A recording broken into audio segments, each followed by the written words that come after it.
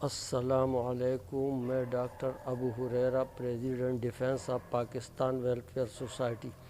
آج ہم بات اس موضوع پر کریں گے، یعنی چیف آف آرمی اسٹاف کی تقرری پر۔ میرا سب سے پہلا سوال 73 کے آئین والوں سے ہے اور دوسرا آرمی ایکٹ سے۔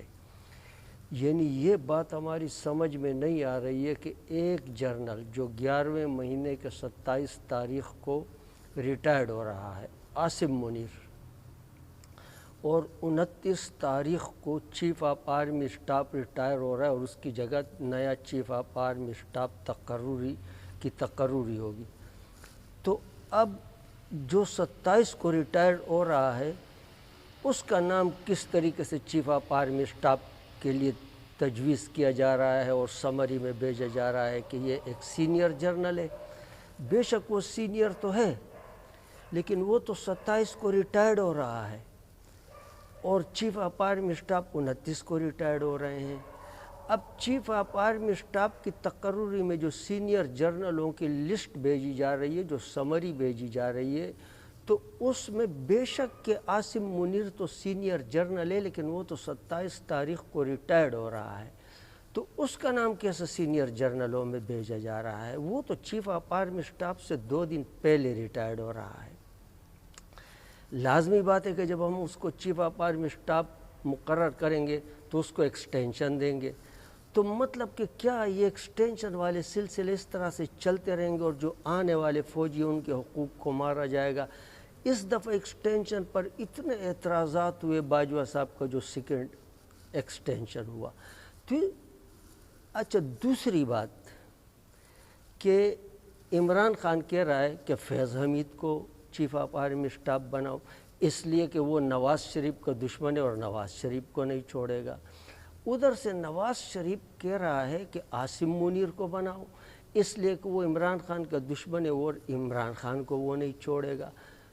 تو میں یہ پوچھتا ہوں کہ جب نواز شریف وزیر اعظم تھے، بے شک اس وقت ان کی بڑی اتھارٹی تھی، اور جب عمران خان وزیر اعظم تھے اس وقت بھی ان کی بڑی اہمیت تھی، لیکن اس وقت جو عمران خان ہے وہ کوئی وزیر اعظم نہیں ہے، کسی عہدے پر نہیں ہے، بلکہ وہ ایک عام آدمی کے جیسا ہے، اور اسی طریقے سے ایک نواز شریف بھی ایک عام آدمی کے جیسا ہے، کوئی نہ وزیر اعظم ہے۔ تو ان کا کیا کام بنتا ہے کہ یہ بولے اس کو وزیر اعظم بناؤ، وہ بولتا ہے کہ اس کو وزیر اعظم بناؤ؟ دوسری بات کہ فیض حمید کو بناؤ، وہ نواز شریف کو مارے گا، اور عاصم منیر کو بنا وہ عمران خان کو مارے گا۔ تو کیا آپ فوج کو تماشا بنا رہے ہو؟ مطلب کہ کس قانون کے اچھا، دوسری بات، آرمی ایکٹ کے اندر جو ترمیم کی جا رہی ہے، تو یہ 2 ووٹوں پر کڑی ہوئی ٹمپریری حکومت کس طرح سے چند دنوں میں، جس کے چند ماہ باقی ہے، اور یہ آرمی ایکٹ میں ترمیم کر رہی ہے؟ اگر آپ نے آرمی ایکٹ میں ترمیم ہی کرنا ہے تو وہ تو جو حکومت 5 سال کے لیے آئے گی، آپ انتخابات کرا دو، وہ آرمی ایکٹ میں ترمیم کریں نا۔ تو آپ سب اپنے مفادات کے لیے، فوج ہمارے سر کی تاج ہے، فوج ہمارے ملک کی شان ہے۔ میں ان حکمرانوں اور ان لیڈروں پر حیران ہوں کہ یہ فوج کی تقرری کو، فوج کو کہاں استعمال کر رہے ہیں؟ اپنے مفادات کے لیے۔ مطلب ہم تو ملک کے مفادات کو دیکھیں۔ دوسری بات، تیسری بات کہ ملک کے اندر جتنے بھی 3 اسٹار جرنل ہیں، یہ سارے کے سارے چیف آف آرمی اسٹاف کے عہدے کے اہل ہیں۔ یہ کوئی بات نہیں ہوئی کہ نظریہ ضرورت کے تحت فلانا اہل نہیں ہے۔ یعنی یہ کیسے ممکن ہے کہ ایک سینئر ترین جرنل جو تمام قواعد پر پورا اتر رہا ہے، 1 سال کور کمانڈر رہنا چاہیے تو وہ چیف آف آرمی اسٹاف بنے گا، تو وہ تو کہیں کہیں جگہ پر کور کمانڈر رہا ہے، اس کے علاوہ اس نے کہیں کہیں خدمات مزید انجام دیے کہ جو چیف آف آرمی اسٹاف کے لیے شرائط ہے، وہ اس نے ساری پوری کیے۔ اور جمعہ 8 دن کا ایک جرنل جس نے 1 سال کور کمانڈری کیے، تو یہ قوائف اس نے پورے کیے ہیں۔ یہ جو ریکوائرمنٹ ہے کہ چیف آف آرمی اسٹاف کے لیے 1 سال کور کمانڈر رہنا لازمی ہے، تو وہ تو صرف 1 سال کور کمانڈر رہا ہے، لیکن سینئر ترین جرنل جو ہے وہ تو کئی دفعہ مختلف جگہوں کا کور کمانڈر بھی رہا ہے، اور اس کے علاوہ اس نے کتنے پوسٹ سنبھالے ہیں جو چیف آف آرمی اسٹاف کے لیے جو ریکوائرمنٹ ہے اس نے تو اس تمام کو پورا کیا ہے۔ اچھا یہ کیسے ممکن ہے کہ ایک سینئر ترین جرنل، پھر وہ سینئر کیسے ہوا؟ وہ تمام جرنلوں میں سینئر ہے، اور اس نے تمام ریکوائرمنٹ کو پورا کیا اور کہا کہ یہ چیف آف آرمی اسٹاف کے اہل نہیں ہے۔ یہ تو کوئی بات نہیں ہوئی۔ مطلب یہ کہ وہ اہل ہے جو آپ کے مفادات کی ڈیفنس کرے، یا وہ اہل ہے جو ملک کے مفادات کی ڈیفنس کرے؟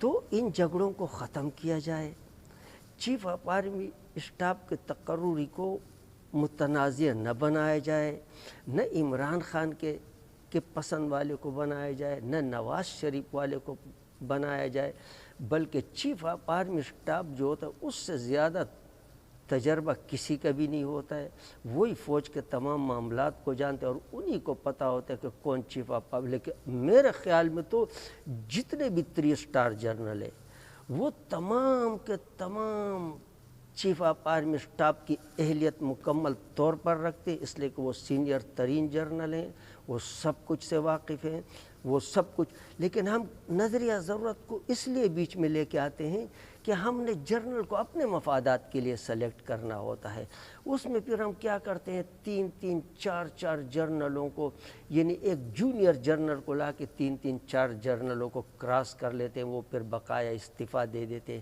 اگر ہم اپنے مفادات اور سیاست کو بیچ میں سے نکال لے، طریقہ وہی ہونا چاہیے جو سپریم کورٹ کا ہے۔ کیا آج تک کبھی سپریم کورٹ کے کسی چیف جسٹس نے ایکسٹینشن لی ہے؟ یا کبھی ایسا ہوا ہے کہ یہ اہل نہیں اور یہ اہل ہے؟ جو سینئر ترین ہوتا ہے وہی بنتا ہے۔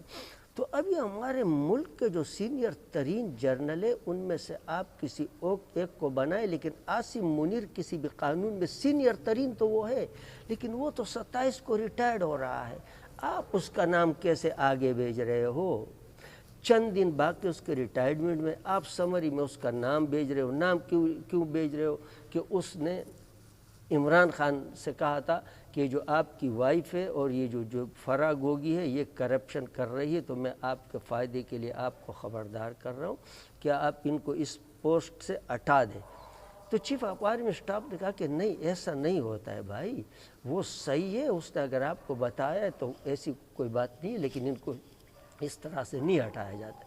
لیکن عمران خان نے کہا کہ نہیں، یہ تو میری فیملی تک، اور جب ضد کیا تو ان کو ہٹا دیا گیا، تو وہ بڑا اصولی جرنل ہے۔ تو اب نواز شریف کہہ رہے کہ وہ تو جرنل بالکل اس کو چھوڑے گا نہیں عمران خان کو، اور اس طریقے سے عمران خان کہتے کہ فیض حمید تو نواز شریف کو نہیں چھوڑے گا، تو وہ کہتے اس کو بنا، وہ کہ جبکہ فیض حمید تو کسی صورت بھی بن نہیں سکتا ہے۔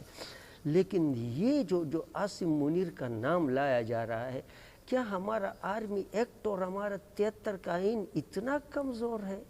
ہمارے ایکٹ اتنے کمزور ہیں، یعنی ایسے ہماری کمزور لا ہے کہ ایک ریٹائرڈ ہونے والے جرنل کو ہم سینئر ترین جرنل جو ریٹائرڈ ہو رہے اس کو ریٹائرڈ ہونے دو، آخری میں رہ جاتا ہے سب سے سینئر ترین جو رہ جاتا ہے ساحر شمشاد رہ جاتا ہے۔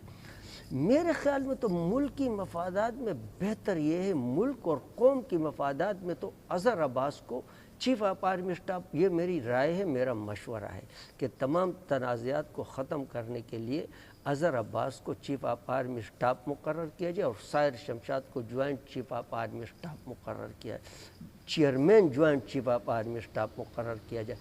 لیکن یہ سیاسی مفادات کو آپ چھوڑے، ایکسٹینشنوں کو بھی چھوڑے، آپ لوگ اللہ کے لیے ملک کا سوچیں۔ میں نے جو رائے اور مشورہ دیے یہ ایک آزادانہ میرا خیال ہے، اور میں چیف آف آرمی اسٹاف سے ریکویسٹ کرتا ہوں، میں شہباز شریف والوں سے نہیں کرتا ہوں، کیونکہ یہ کیا کریں گے، یہ بیچارے تو اپنے مفادات کے لیے جرنلوں کو مقرر کرتے، اور دیکھو اتنی ہماری عزت رکھنے والی فوج کو انہوں نے کتنا متنازع بنا دیا کہ فلانا آئے گا تو عمران خان کو فائدہ دے گا، فلانا آئے گا تو نواز شریف کو فائدہ دے گا۔ یہ دشمن ہمارا مذاق اڑا رہا ہے۔ انڈیا میں وہ جو ایک ریٹائرڈ میجر ہے، گواریا ہے، کیا نام ہے، تھوڑا مجھے صحیح طریقے سے وہ تھوڑا نام بڑا مشکل ہے تو اس وقت میرے منہ پہ نہیں آ رہا ہے، وہ اتنے تبصرے ان باتوں پر کر رہا ہے، لیکن یہ جو ہمارے لیڈر ہیں یہ تماشا بنا رہے ہیں۔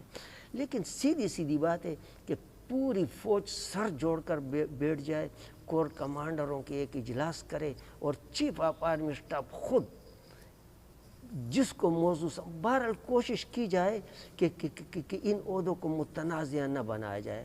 اور عاصم منیر کو جب آپ آگے پیش کرو گے تو یہ کتنا بڑا تنازع بنے گا کہ 27 کو ریٹائرڈ ہو رہا ہے اور 29 کو چیف آف آرمی اسٹاف کا عہدہ, تو وہ تو 27 کو ریٹائرڈ ہو رہا ہے, تو 29 کو تو سوال پیدا نہیں ہوتے کوئی چیف آف آرمی اسٹاف کے عہدے کا. بہرحال کہ پھر بقائے جو سینئر رہ جاتے. لیکن میرے جو ایک رائے ہے کہ ملک و قوم کے مفاد میں تو اظہر عباس کو چیف آف آرمی اسٹاف بنایا جائے اور سائر شمشاد کو. Further as you like, as you wish. یعنی یہ تو میرا ایک سجیشن ہے, ایک رائے ہے, لیکن میں چاہتا ہوں کہ ملک کو ان چیزوں سے نکالا جائے. فوج خود سر جوڑ کر سوچے اور ان سیاستدانوں کے چکر میں نہ پڑے, اور سیاستدان اللہ کے لیے ہوش کے ناخن سنبھالے, ملک کو خراب نہ کرے. لہٰذا میری ایک رائے تھی. بس آج تک کے لیے اتنے. انشاءاللہ تعالی مزید آگے پھر دوسری ویڈیو میں بتائیں گے.